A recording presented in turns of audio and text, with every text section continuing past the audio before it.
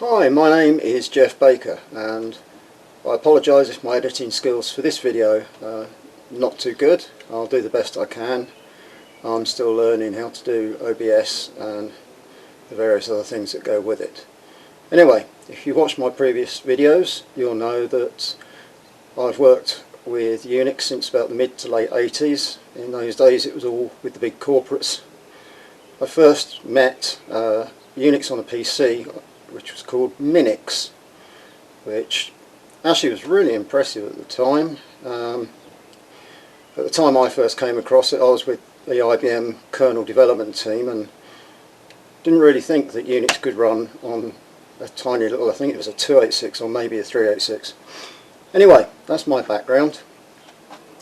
I've done playing around recently with the Raspberry Pi, and I looked at the version of Ubuntu Mate, or as some people seem to call it, Mate, I'm not sure why, and also their Ubuntu, which I've done videos on.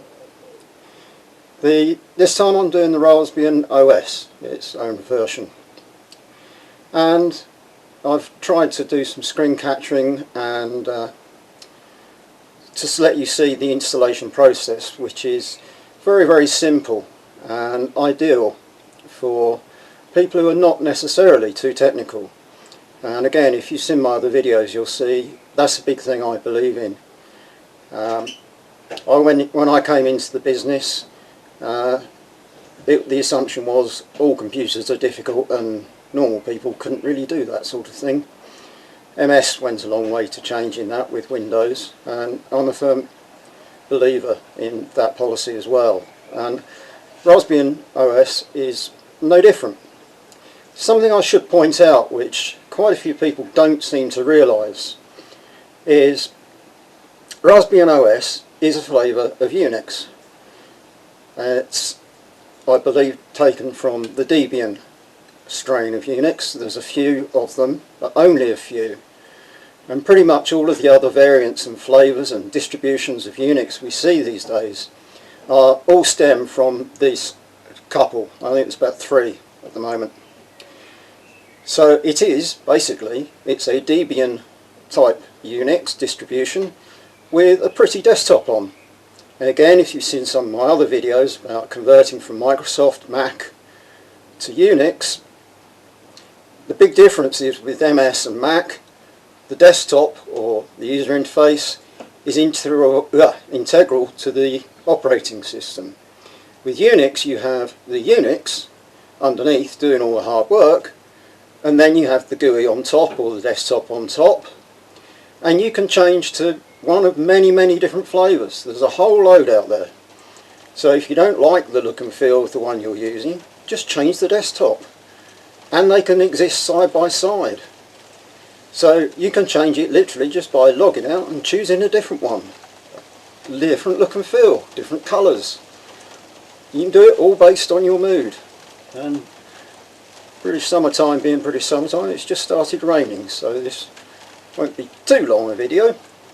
Anyway, the initial package, again, this is whoever builds the distribution can select what packages are pre-installed at the install time, and maybe one day I'll do a video on how to put together a distribution, but that's another topic far more advanced than the audience this is intended for. But the packages that come installed as standard are very impressive. I'm trying to think of using the Raspberry Pi as a normal computer for normal users, not necessarily for the techies. And that's been the thrust of the other videos I've done on the Pi. It comes pre-installed with quite a nice collection. You've got a browser there, you've got a mail tool that comes with it. Sadly it doesn't come with Libre Office for some reason, pre-bundled, but you can go down to their package manager and select to install Office and a whole bunch of other stuff. Once you open that up, take a look around and install anything that you particularly want, or anything that takes your fancy. I'll show you the installation method I use, which appears to be different to some of the other tutorials I've seen on YouTube. A lot of people seem to go to the site, download an installation file, mess around with booting configs and all sorts of things. Raspberry, on their main website, actually have developed an installer tool called Imager. And I use that for this video. The reason being is this is intended for normal users, not techies. Normal users don't know about boot configs and all sorts of clever stuff that goes on at boot stage. They don't understand bootstraps. As you come to that, quite a few techies don't understand bootstraps, but again, that's another story.